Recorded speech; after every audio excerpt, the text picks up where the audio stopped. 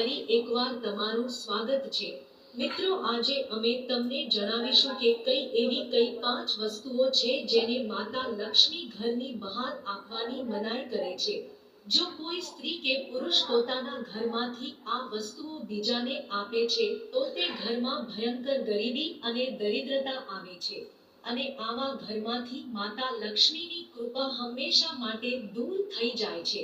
મિત્રો, આજે અમે તમને દેવી લક્ષ્મીની એક ખૂબ જ પ્રાચીન કથા દ્વારા જણાવીશું કે તે કઈ 5 વસ્તુઓ છે જો તે ઘરની બહાર નીકળી જાય તો વ્યક્તિને ગંભીર અને દરિદ્રતાનો કરવો પડી શકે છે।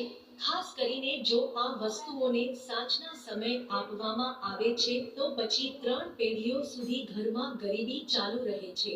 મિત્રો, આ વાર્તા દ્વારા તમને એ સમજવામાં મદદ મળશે કે સ્ત્રીએ પોતાના ઘરની કઈ વસ્તુઓ અન્યને ન આપવી જોઈએ। જે પણ વ્યક્તિ કે સ્ત્રી આ 5 વસ્તુઓ બીજાને આપે છે તો દેવી લક્ષ્મી તેનું ઘર છોડીને જતા રહે છે અને પરિવારની આર્થિક સ્થિતિ બગડવા લાગે છે। તેથી જ મિત્રો, કૃપા કરીને આ વાર્તાને પૂરી રીતે સાંભળો, કારણ કે જે પણ તેને ધ્યાનથી સાંભળે છે તેનું ઘર દેવી લક્ષ્મીની કૃપાથી હંમેશા ખુશીઓથી ભરેલું રહે છે। મિત્રો, તમને વિનંતી છે કે આ વાર્તાને પૂરેપૂરું સાંભળવું જોઈએ, કારણ કે અધૂરું જ્ઞાન ક્યારે ફાયદાકારક નથી હોતું। મિત્રો, આ વાર્તા પ્રાચીન સમયની છે, જ્યારે મધ્ય દેશમાં એક ખૂબ જ સુંદર શહેર હતું। તે શહેરમાં સુકન્યા નામની સ્ત્રી તેના પતિ અને સાસુ સાથે રહેતી હતી। સુકન્યા એક સમર્પિત સ્ત્રી હતી, સત્ય અને ધર્મનું પાલન કરવા હંમેશા તૈયાર રહેતી અને ઘરના કામમાં કુશળ હતી। સુકન્યાનો સ્વભાવ ખૂબ જ દયાળુ હતો।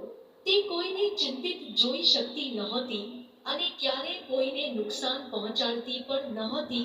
સરળ સ્વભાવની સુકન્યા તમામ ગુણોથી સંપન્ન હતી અને હંમેશા બીજાઓને પ્રેમ કરતી હતી।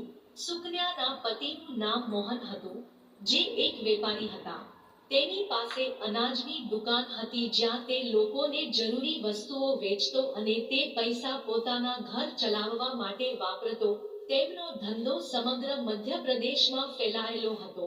તે પ્રખ્યાત હતો અને બધા નગરના રાજા તેમને ખૂબ માન આપતા।